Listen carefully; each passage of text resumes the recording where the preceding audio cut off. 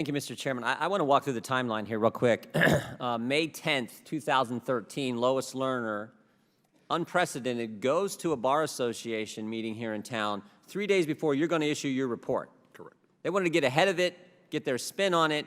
So right from the get-go, the IRS is not being transparent, not helping the American people get to the truth, because she goes and lies. And she says it's line agents in Cincinnati, May 10th, 2013. 12 days later, there is a preservation notice sent to people in the IRS. Wasn't followed, we found out.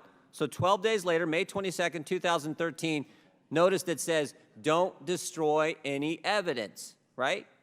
We want all the emails. We want all the documents preserved. Is that right, Mr. Camus? Yes, sir. Okay.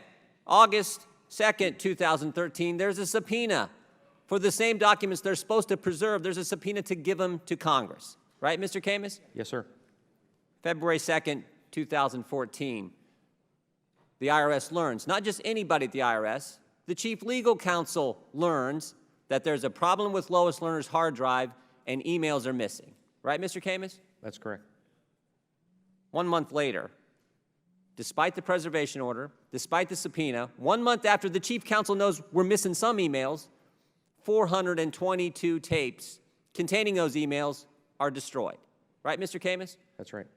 And 3 weeks after that, March 26, 2014, the head of the IRS, Commissioner Koskinen, sits right where you're sitting, Mr. Camus, and he tells this committee, we're going to get you every single email Lois Lerner has sent. Right, Mr. Camus? That's what I understand. Yes, sir. So, preservation order, subpoena, don't destroy anything. They destroy it. 3 weeks later, the guy in charge tells us we're going to get you everything. And they've already been destroyed. So, here's the question. How in the world could that happen? This is the biggest story in the stinking country at that time. How in the world, with a preservation order and a subpoena, do they destroy 422 tapes containing, according to your investigation, potentially 24,000 emails? How does that happen, Mr. Camus? It's an unbelievable set of circumstances that would allow that to happen.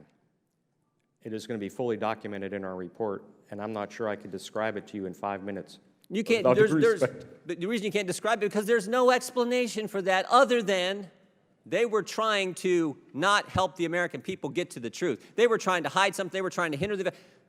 I don't know any other explanation. Or unless it's the most... I mean, it's unbelievable when you got a subpoena, a preservation order, and you destroy 24,000 emails. Who's responsible ultimately? Might it be the guy, Mr. Camus? Might it be the guy who sat where you're sitting, the commissioner of the IRS, and assured this committee, and more importantly, assured the American people they would get us all the evidence? Might he be the guy who's responsible? It's possible. The management team... Might it be the head of the IRS who didn't, according to your testimony, didn't even look at all the sources for potential Lois Lerner emails? Isn't that correct? They didn't look at all the sources? They did not. Might it be the guy who said this under oath in this committee? We will get you every single Lois Lerner email. Might it be that guy? The management team is certainly someplace to look. But doesn't the buck stop with the guy at the top? That could be said. I think it can certainly be said when he's the one who assured us that it was all going to happen in spite of this fact pattern. What's next, Mr. Camus? We're going to generate our report of investigation. It will clearly delineate step by step how this occurred, where the breakdowns were, and it will provide the evidence that I've been describing in both our written and oral testimony here today.